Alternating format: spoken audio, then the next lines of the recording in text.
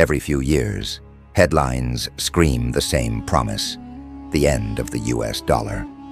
Countries are abandoning America. A new world currency is coming, and yet nothing happens.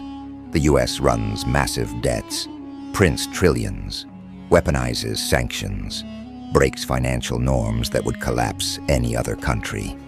So here's the real mystery. If the rest of the world knows the risks, why can't it quit the United States? Why does global trade, global debt, global savings still orbit one country? This isn't loyalty, it isn't trust, and it definitely isn't friendship. It's something far more uncomfortable.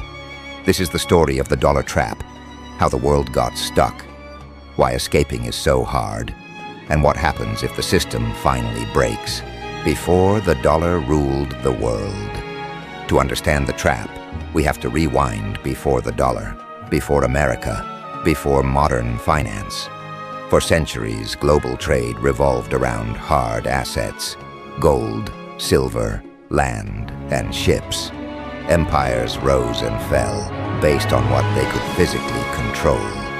Then came the British Empire. In the 19th century, the British pound became the world's reserve currency, not because Britain was kind, but because it controlled trade routes, colonies, and capital markets. If you wanted to trade globally, you used pounds. Sound familiar?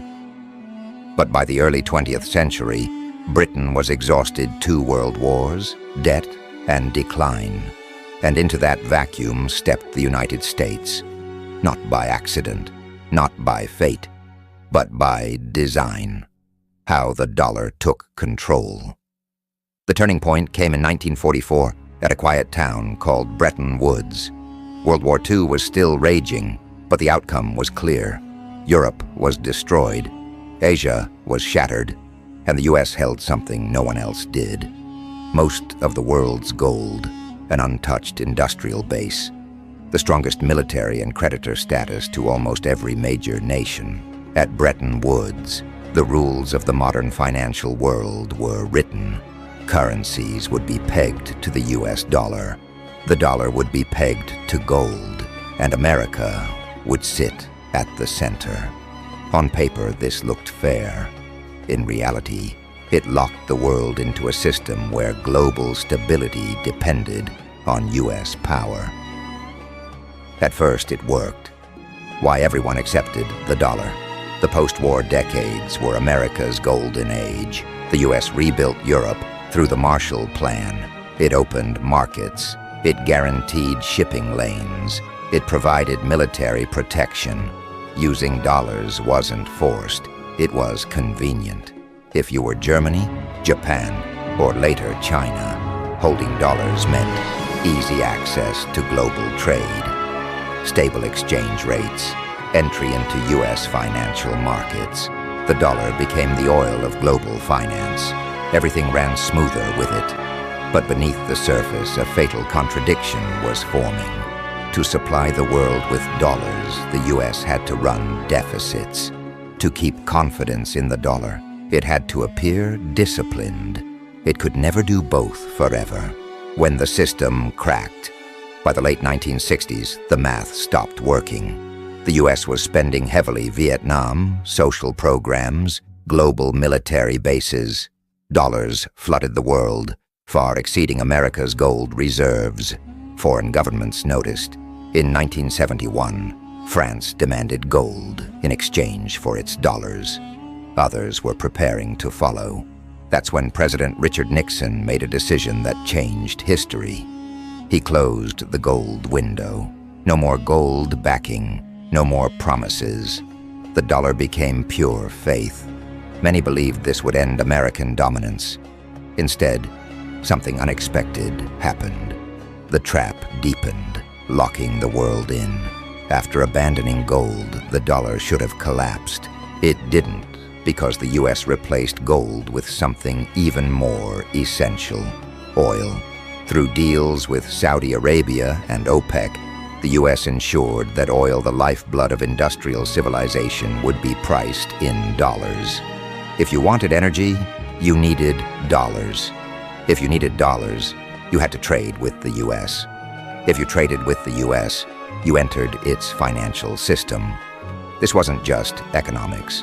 It was structural dependence. The cost of the dollar trap. For the United States, the benefits were enormous. It could borrow cheaply, print currency without immediate collapse, sanction enemies by cutting them off from dollar systems. For the rest of the world, the costs were hidden but severe. Countries had to hold dollar reserves instead of investing domestically. Debt crises exploded when dollar interest rates arose. Financial shocks in the US rippled everywhere else.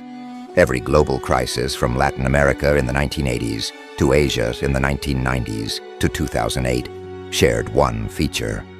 Dollar dependence magnified the pain. Yet even after each crisis, the world ran back to the dollar. Why? Because escaping the trap is riskier than staying inside it. Why alternatives keep collapsing. Over the years, many have tried to break free.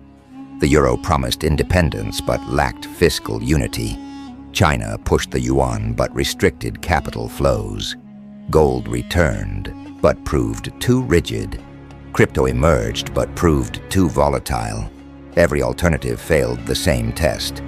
Can it handle global trade at scale, in crisis, with trust? So far, only the dollar can. Not because it's perfect, but because it's already everywhere. Replacing it would require global coordination on a level humanity has never achieved. That's the trap. De-dollarization versus reality. Today we hear about de-dollarization everywhere. BRICS nations talk about new currencies. Bilateral trade avoids the dollar. Sanctions push countries to seek alternatives. And yet over 80% of global trade still touches the dollar. Most global debt is dollar-denominated. During crises, demand for dollars increases. This isn't loyalty, it's gravity. Like past empires, America sits at the center, not because it's loved, but because the system was built around it. Rome faced the same paradox. So did Britain. History doesn't repeat, but it rhymes. Why quitting is so hard. The dollar trap isn't just financial, it's institutional. Global banks, trade law, insurance, shipping, pricing, debt markets, all interconnected. To quit the US dollar, the world would have to rebuild everything at once without breaking trade, crashing markets, or triggering wars. No country wants to be first, so everyone complains and stays. 3 clear takeaways. 1. The world doesn't use the dollar because it loves America. It uses it because exiting is too dangerous. 2. The dollar's power comes from structure, not discipline. Even reckless behavior doesn't break a system this embedded. 3. De-dollarization is slow, not sudden. The trap loosens gradually, then snaps unexpectedly. An open-ended thought. Every reserve currency in history has fallen. Not when people predicted it, not when debt peaked, but when confidence broke suddenly. The dollar trap will not end with an announcement. It will end with a shock. The only question is who is ready when it happens and who isn't. If this changed how you see global power, like the video. Subscribe for deep, system-level stories they don't teach in school. And share this with someone who thinks the world can simply move on from the US. Because the most dangerous systems are the ones everyone depends on and no one can escape.